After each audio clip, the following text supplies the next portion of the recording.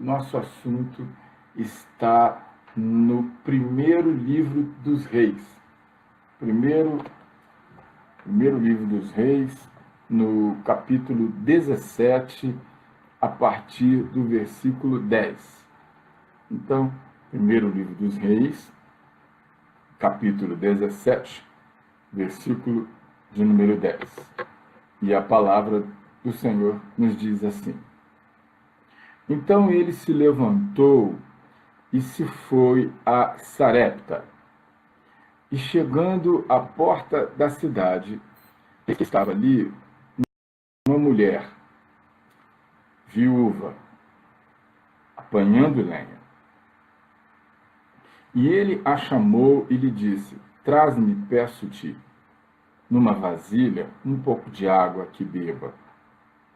Então, indo ela buscá-la, ele a chamou e lhe disse: Traz-me agora também um bocado de pão na tua mão. Porém, ela disse: Vive o Senhor, teu Deus, que nem um bolo tenho, senão somente um punhado de farinha numa panela e um pouco de azeite numa botija. E vês aqui, apanhei 2 cavacos e vou prepará-lo para mim e para meu filho, para que comamos e morramos. E Elias lhe disse: Não temas, vai e faz conforme a tua palavra. Porém, faz disso primeiro para mim um bolo pequeno e traz-me para fora. Depois farás para ti e para teu filho. Porque assim diz o Senhor, Deus de Israel: a farinha da panela não se acabará, o azeite da botija não faltará, até o dia em que o Senhor dê chuva sobre a terra. E foi ela e fez conforme a palavra de Elias. E assim comeu ela e ele, e a sua casa, muitos dias. Da panela a farinha se não acabou, e da botija o azeite não faltou, conforme a palavra do Senhor que falara pelo ministério de Eliahu, de Elias. Amém? Amém. Que o Senhor Deus nos abençoe nesta hora, para a ministração desta palavra, para a ministração, para nos trazer entendimento, graça e edificação, consolo e exortação, conforme seja a vontade do Senhor nosso Deus, em nome de Cristo Jesus, o Messias. Amém e graças a Deus. Então, irmãos, essa palavra, primeiro, conforme eu sempre costumo fazer, eu passo para os irmãos qual era o contexto histórico. Depois eu dou o contexto profético da palavra. Primeiro eu passo o contexto histórico e depois eu passo o contexto profético da palavra. Bom, qual era o contexto histórico? O contexto histórico era o seguinte: depois da morte de Salomão, estou voltando, nós estamos no primeiro livro dos Reis. Então, depois da morte de Salomão, as 12 tribos formadas pelos 12 filhos de Jacó, eles se dividiram em 2 reinos. Por quê? Porque Jeroboão, filho de Salomão, fez um monte de bobagem e aí a bomba foi explodir na mão do filho de Salomão. E aí as 12 tribos se separaram. Eles se dividiram em 2 reinos. O reino do sul, que também era chamado reino de Judá, que tinha as 2 tribos apenas, a tribo de Judá e de Benjamim, e o reino do norte, ou também chamado reino de Israel, com as outras 10 tribos. Muito bem. O reino de Israel, ou reino do norte, teve 19 reis. E essa passagem aqui, ela vai acontecer justamente no reino do norte. Teve 19 reis e a Bíblia diz que todos eles fizeram o que era mal aos olhos do Senhor. Então Acabe, ele foi o sétimo rei de Israel. Ele reinou 22 anos em Samaria. Muito bem. Acabe é uma palavra que nós falamos Acabe, mas o original desse nome no hebraico se pronuncia Ahav, que significa amigo do pai. Pois é, tem muita gente que é amigo do papai, mas não tem intimidade com o papai. Tem muita gente que é só amigo, mas não é filho do pai. Tem muita gente que não quer saber de ter um relacionamento com o pai. Então, esse nome nos vai falar muito da personalidade desse rei. Ele era um rei, porém, ele fez tanta coisa ruim aos olhos do Senhor, que a Bíblia diz que Acabe irritou o Senhor. Olha, para você irritar Deus é uma coisa assim muito extrema. Muito extrema. E o que ele faz para irritar ao Senhor? Acabe vai e faz uma aliança política. Isso era uma coisa muito normal nos tempos históricos, as alianças políticas entre reinos. E ele vai fazer uma aliança política com quem? Ele vai fazer uma aliança política com Sidom. Sidom era um reino que estava mais para a beirada do continente, estava mais próximo ao mar. Então, era uma passagem estratégica para o reino de Israel, que estava mais para dentro do continente. Muito bem, ele faz uma aliança política. Quem era o rei de Sidom nessa época? O rei de Sidom se chamava Etbaal. Olha o nome do camarada, Etbaal. Etbaal é um nome hebraico que significa viver do favor de Baal. Baal não é muito falar aqui, mas Baal era o deus, era uma opressão na ocasião. E era um deus que aceitava sacrifícios humanos, principalmente de crianças. Então, Sidom era um dos países da região da Fenícia. E os fenícios também tinham seus deuses também.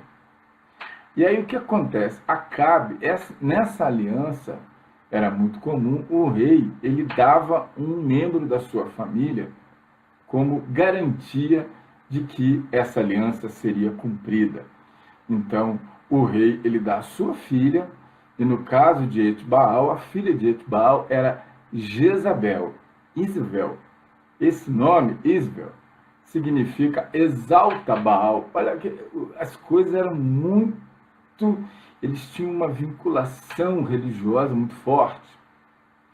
E a Bíblia nos diz que Jezabel, ela era sacerdotisa de uma deusa.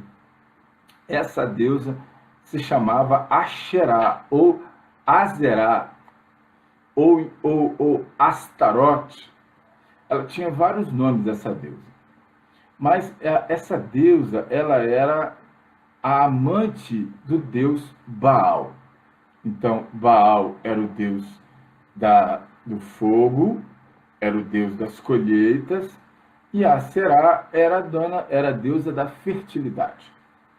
Então, Acabe, a palavra diz, ele passa a servir a Baal e a Aserá. Para a tristeza do Senhor, nosso Deus. Enquanto Acabe enchia Israel, enquanto Acabe servia a esses deuses, ele acabou enchendo Israel de idolatria, da idolatria desses dois deuses. E é interessante que Jezabel, enquanto Acabe, ele fazia o papel de fiel desses dois deuses pagãos, Jezabel, ela perseguia e matava os profetas do Senhor. Então, nós vamos ver nos capítulos que antecedem o capítulo 17 do primeiro livro de Reis, nós vamos ver que essas coisas estavam acontecendo ali no reino de Israel, que era o reino formado pelas 10 tribos.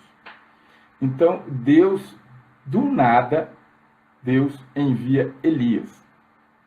do nada. Deus, irritado com Acabe, ele então ele manda seu enviado, ele envia Elias.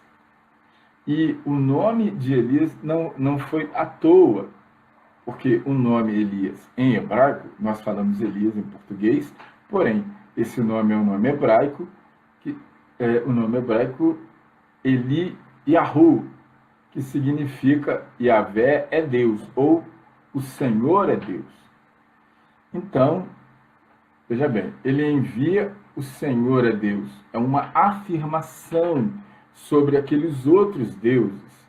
Então, ou seja, o nome do rei significava amigo do Pai. E o profeta significava servo do Deus vivo. O Senhor é Deus. Então, Deus estava irritado com Acabe, e aí o profeta Elias já aterriza de paraquedas, ele já aparece na narrativa bíblica confrontando o rei Acabe. Ele aparece na frente de Acabe. E aí Deus manda o profeta anunciar um juízo sobre o reino de Acabe. Que juízo é esse? Durante anos não teria chuva. Sem chuva, durante anos não teria chuva no reino de Israel. Sem chuva, não tinha colheita. Sem colheita, não tinha comida. Sem comida, o que acontecia? A fome, a miséria. Então, com a fome, vinha a morte. Ninguém tinha o que vender. Nos 3 anos que se sucederam após a palavra de Elias, da parte do Senhor, nos 3 anos que se sucederam, ninguém tinha o que vender. Ninguém tinha o que comprar. Nem mato tinha para comer. Os animais de carga, todos foram comidos. Então não podiam transportar nada. Não tinham o que plantar, não tinham como sustentar os animais e comiam os animais. Os pais passaram a comer os próprios filhos pequenos. Então, esse era o contexto. Qual era o contexto, então? Era o colapso social, econômico e religioso. É o que as pessoas, quando chegam nessa situação, a gente costuma dizer que as pessoas chegam na situação de abraço do afogado. O sujeito se agarra em qualquer coisa, ele está afundando, ele precisa urgentemente se safar, então ele se agarra em qualquer coisa que ele vê, em qualquer coisa que falam para ele, em qualquer coisa que aparece para ele. É isso que acontece com pessoas que não têm perspectiva, com pessoas que não têm entendimento, com pessoas que não sabem como fazer diante de situações drásticas, graves, diante de adversidades, diante de tribulações. 3 anos de seca, de fome, de miséria e de morte. Esse é o contexto e essa é, então, a nossa introdução. Para que você possa ter uma ideia do que estava acontecendo naquele tempo que é referido aqui nas Sagradas Escrituras, no primeiro livro dos Reis. Então, em meio a esse quadro caótico, em meio a todo esse quadro caótico, Deus garante a sua providência ao seu mensageiro, o profeta Elias. Deus manda Elias para Querite, e lá, um lugar chamado Querite. E lá, Deus sustenta o profeta dia e noite, com água do ribeiro, pão e carne, que eram levados pelos corvos.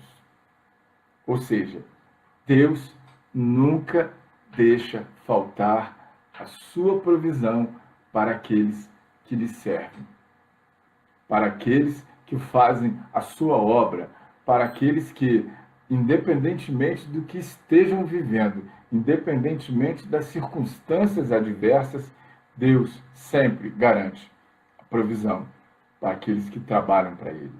Se para quem apenas crê Deus e busca o reino, Deus garante outras coisas, provisão para quem trabalha para o Senhor, então é mais do que dobrado. E aí Deus manda Elias para Querite. e lá Deus sustenta. Kerit é uma palavra do hebraico, é uma palavra hebraica, karat, que significa corte, molde. Por que isso? Porque quem quer fazer a obra de Deus só pode fazer a obra de Deus se for moldado pelo Espírito Santo. Só pode fazer a obra de Deus quem tem o molde do Espírito Santo. Se você não couber no molde ou estiver fora do molde, não serve. Então, quem quer fazer a obra de Deus precisa ser moldado. E nem todo mundo está querendo ser moldado por nada. Ou seja, a pessoa precisa tirar o excesso de coisas que não cabem no molde. O excesso de coisas, por exemplo, o excesso de eu. E aí precisa aprender a viver na dependência de Deus. Precisa aprender a colocar a sua vida na dependência desse Deus que você não conhece, mas que você sabe que ele existe. O ribeiro secou porque não tinha mais chuva. Ou seja, o ribeiro secou porque não tinha mais chuva sobre a terra. E isso nos fala da falta da palavra de Deus sobre a terra. A aplicação profética é que nos nossos dias de hoje nós temos visto, tanto quanto naquela época, quanto na nossa época, nós temos visto as pessoas adulterando a palavra de Deus. A palavra genuína de Deus está escassa sobre a face da terra. Porque no capítulo 55 do livro do profeta Isaías, ele diz: assim como desce a chuva dos céus e rega o chão, e dá semente ao semeador, ao que planta, e pão ao que come, assim será a minha palavra que sair da minha boca. Ela não virá para mim vazia, antes cumprirá aquilo que me apraz, para o qual a enviei. Então, a palavra que sai da boca de Deus, essa é a escassez da terra. A palavra genuína, a palavra que tem compromisso com os originais em grego, em hebraico, a palavra que tem compromisso com as sagradas escrituras, a palavra que vem, que é fruto da pregação expositiva do evangelho, a palavra profética, porque o Espírito Santo continua falando, continua profetizando, não em termos de escrituras, mas em termos da nossa vida. O Espírito de Deus continua falando, conforme está escrito lá no livro da carta aos Hebreus, no capítulo 1, que Deus, nos nossos dias, tem falado através do Senhor Jesus de muitas formas e de muitas maneiras. Então, tem usado os seus vasos. Isso é verdade. Porém, há uma grande escassez e há uma grande banalização da palavra de Deus. Então, a escassez de água sobre a face da terra, que está aqui no nosso texto, ela tem uma similitude com o nosso tempo, que é a escassez da palavra genuína, da palavra que sai da boca de Deus, da palavra que é revelada pelo Espírito Santo de Deus. E aí você vê muita raça de doutrina, muita raça de teologia, muita bobagem sendo falada, muitas pessoas sendo levadas ao equívoco, ao erro, ao engano, por conta da escassez de água. E aí Deus então faz o quê? Deus manda a escassez, mas Deus ainda tinha uma provisão para a vida do profeta. A água do ribeiro acabou, mas Deus ainda tinha uma provisão. Por quê? Porque quem vive da revelação não fica sem a direção de Deus. Então Deus manda ele descer porque de Querite é abaixo de Jerusalém, e aquilo ali é uma região montanhosa, então a pessoa vai descendo até o nível do mar. E Querite estava ali entre Israel e Sidom. Querite estava por ali. E aí ele vai para um outro lugar chamado Sarepta. Deus manda Elias, ele ir para Sarepta. Ou seja, ali, Sarepta era uma cidade da Fenícia. E aí já estava lá o profeta no nível do mar. Sarepta era uma cidade da Fenícia, justamente dentro do reino de Sidom. Sarepta ficava na Fenícia e Querite em Israel. As duas eram distantes uma da outra mais ou menos 200 quilômetros. 200 quilômetros. Agora você imagina bem você andar a pé 200 quilômetros. Não é para qualquer um, não. Só se caminha na direção de Deus pela fé, porque não é para qualquer um. Se não tem a fé no seu coração, a pessoa cansa, a pessoa se perde, a pessoa desiste, ou a pessoa volta para trás, retrocede, ou a pessoa abandona. É como está escrito no livro, na carta aos Hebreus, no capítulo 10, no versículo 32, porque o meu justo viverá pela fé. E se ele recuar, a minha alma não tem prazer nele. Então, a única forma que nós temos de alcançar algum favor de Deus é agradando a Deus. E se a fé é uma forma de nós agradarmos a Deus, então nós não podemos perder essa fé que vem de Deus. Porque a fé que vem do homem, ela não serve para agradar ao Senhor. Mas a fé que vem de Deus é um dom espiritual. E aí essa fé, ela vem. É uma micropartícula da eternidade de Deus que vem em nós, que o Senhor nos assegura, para nos orientar, para nos edificar, para nos ajudar, para nos direcionar. Então, é muito importante isso para nós. E aí, Deus manda o profeta ir para Sarepta. Sarepta, primeiro Deus manda descer para Sarepta. Por quê? Porque lá teria uma direção da parte de Deus para a vida do profeta. Primeiro Deus molda, corta o excesso ou acrescenta o que precisa acrescentar. Depois a pessoa aprende a viver do milagre.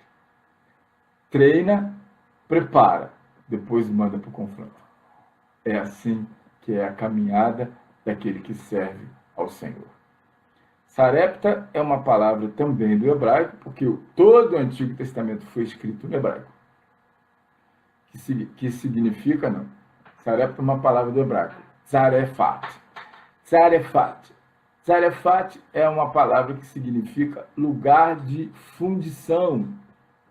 O que isso diz para vocês? Lugar de fundição era o lugar onde estavam os ídolos, onde eram feitos os ídolos. Armas e ídolos. Eram feitos todos esses artefatos. Os deuses pagãos. E dentre eles, o maior de todos eles lá, que era Baal e Asherá. Então, Baal, conforme eu disse, era o deus da tempestade, era o deus da chuva, era o deus da colheita. E Asherá, conforme eu disse, Aserá, era a deusa da fertilidade.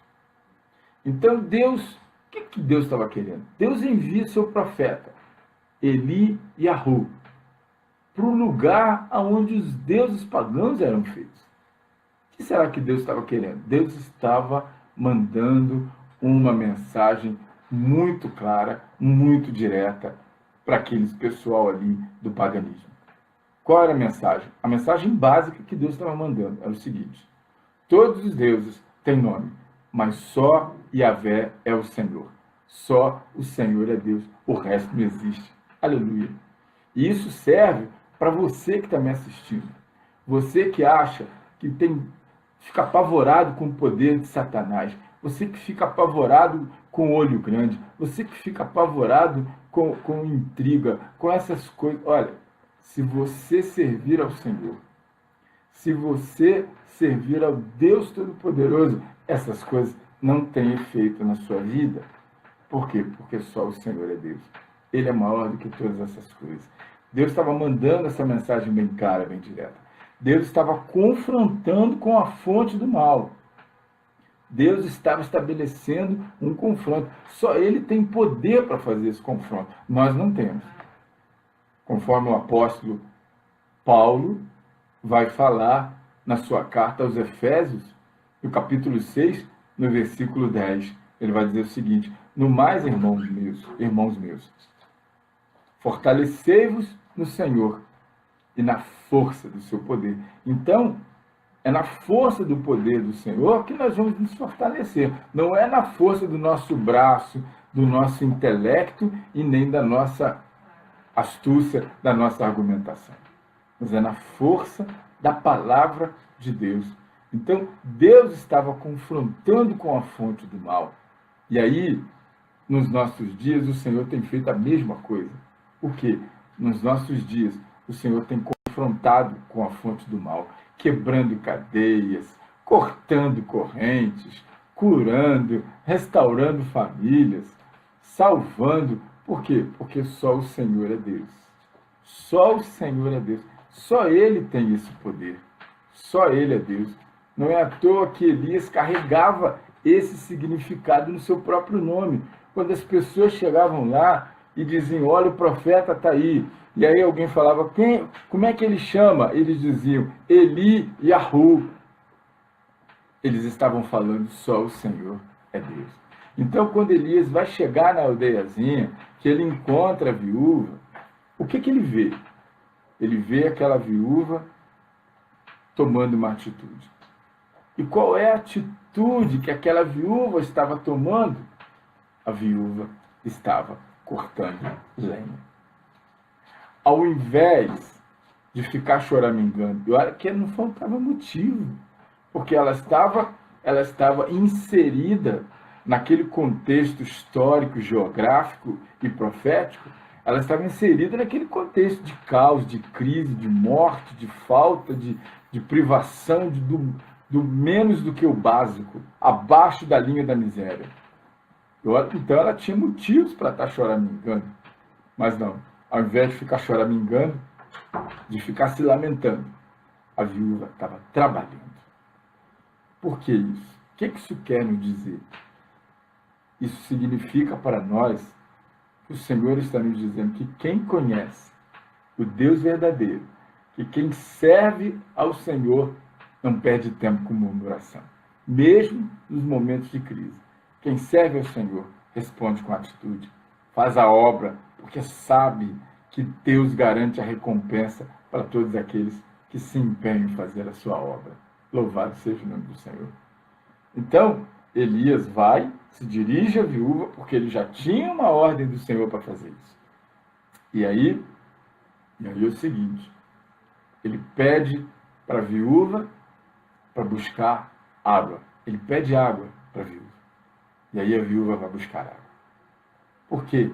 Porque quem tem intimidade com Deus sabe exatamente aonde que é a fonte e vai buscar. Aleluia!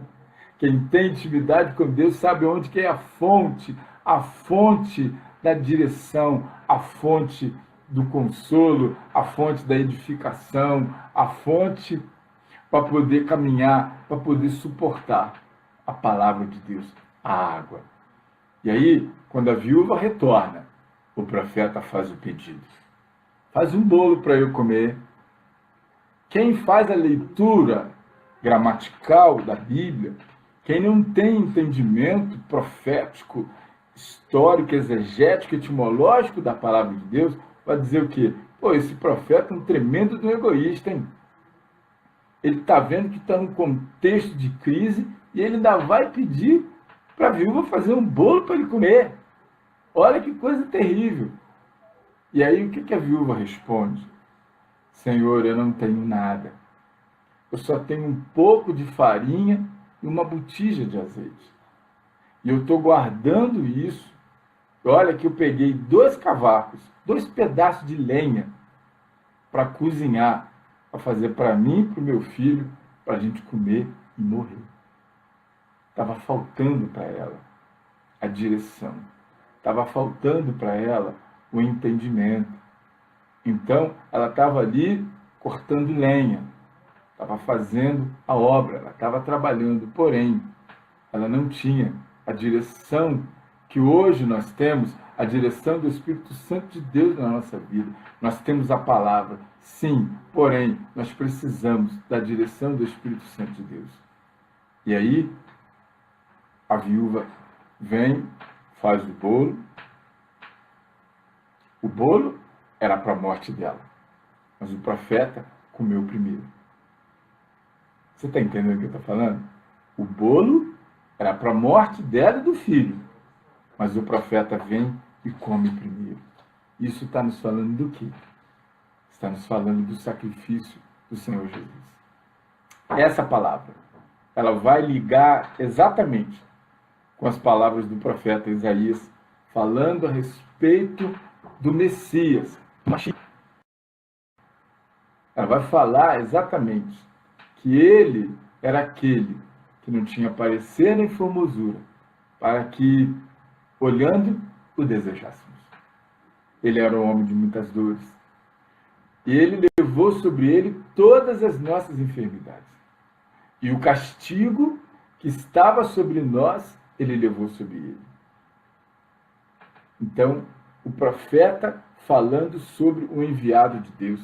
O profeta falando sobre o Mashiach.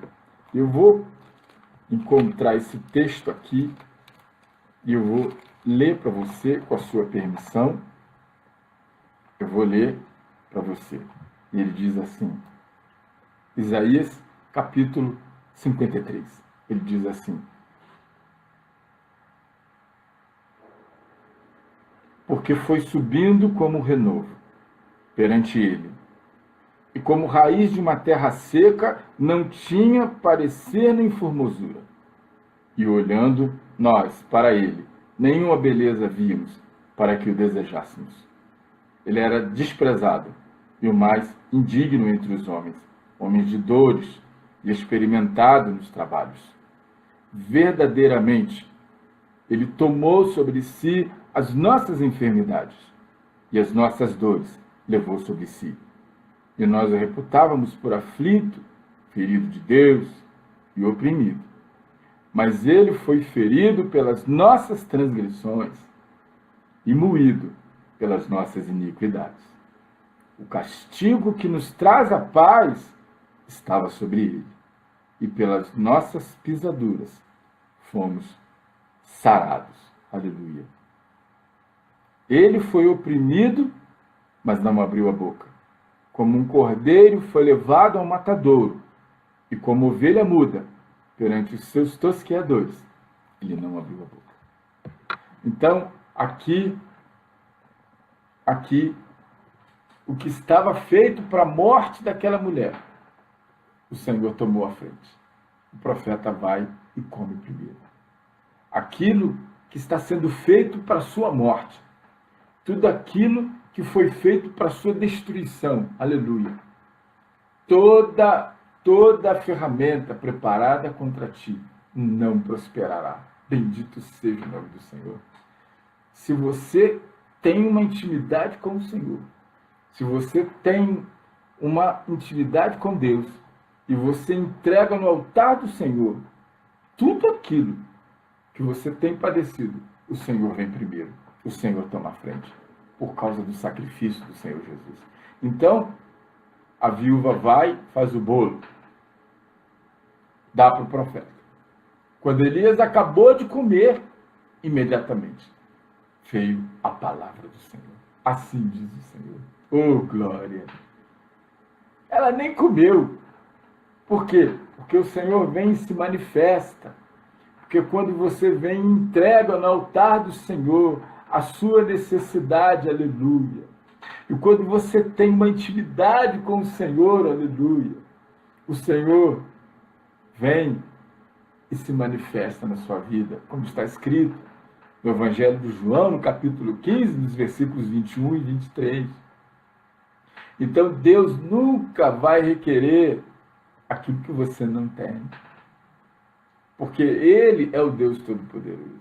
Ele é quem chama a existência coisas que não eram como se já fossem. A gente costuma ver aí pessoas falando em determinadas denominações, olha, profetiza, chama a existência as coisas que não eram, chama a existência. Isso não é nós. Nós pedimos, nós profetizamos, mas quem traz a existência é Deus. Só Ele tem essa condição, só Ele tem esse poder. E mesmo em meio a todo aquele caos, a viúva ainda tinha uma botijinha de azeite. Sabe por quê? O azeite fala da fé. Azeite fala daquela coisinha invisível, tão pequenininha, mas que se ela for plantada do jeito certo, ela cresce, ela se multiplica, ela se agiganta, ela move montes, aleluia, mas não pela sua vontade, não pela sua vontade, não pelo seu querer. Ela move montanhas pelo poder do Senhor, pelo poder do sangue do Senhor Jesus. Aleluia. Mas tem crente que faz o inverso. Tem crente que na hora da crise, que na hora da oposição, na hora que ele vai se apresentar para a batalha, ele larga o escudo. A Bíblia diz, lá em Efésios, no capítulo 6, que a fé é o escudo com o qual podeis apagar todos os dardos inflamados do maligno. Então, justamente na hora da crise, na hora da oposição, na hora de se apresentar para a batalha, o crente larga o escudo, mata a fé, nega e retrocede. E é por isso que muito crente está perdendo a batalha nessa hora, perdendo a batalha para ele mesmo. Por pior que seja a situação, por mais ferido que você possa estar, não perca a botija de azeite. Não venda a botija de azeite, a sua botija de azeite. Não dê a sua botija de azeite. Você pode até não ter nada. Mas olha, escute o que eu vou te falar nessa manhã. Uma palavra do Senhor para o seu coraçãozinho. Você pode até não ter nada. Mas se você tiver fé, aquela botijinha de azeite, você entrega esse nada para Deus. E Deus vai chamar a existência e vai fazer um milagre na sua vida e vai se manifestar na sua vida. Ele vai fazer o milagre. E aí o azeite vai brotar na botija. E aí não vai faltar, como o profeta disse, aleluia, da panela a farinha se não acabou. E da botija o azeite não faltou, conforme a palavra do Senhor que falaram pelo ministério de Elias. Aleluia. Essa palavra no seu coração nessa manhã. Bendito seja o Senhor. Eu espero que você tenha recebido entendimento da palavra e a direção do Senhor para a sua vida. Amém? A minha oração por você essa manhã, nessa semana que está iniciando, é que você tenha, em nome do Senhor Jesus de Nazaré, que você tenha uma semana abençoada, que você tenha uma semana de bons encontros, que você tenha uma semana de boas notícias, que você tenha uma semana de vitórias, aleluias, que o Senhor levante o seu rosto sobre a sua vida, que o Senhor te dê a paz, mesmo em meio a qualquer adversidade que você esteja passando, que a presença do Senhor na sua vida te levante, te fortaleça, te traga alegria, te traga uma nova direção na sua vida. Amém? Certinho? Glória a Jesus? Então tá bom. Olha, quero te agradecer, tá? Nós estamos aqui com 33 minutos só da mensagem. Então eu quero te agradecer esse tempo que você dedicou ao Senhor. E eu quero te dizer que não é em vão. Tá bom? Com certeza. E quero te pedir também, em nome de Jesus de Nazaré, um favor. Compartilha.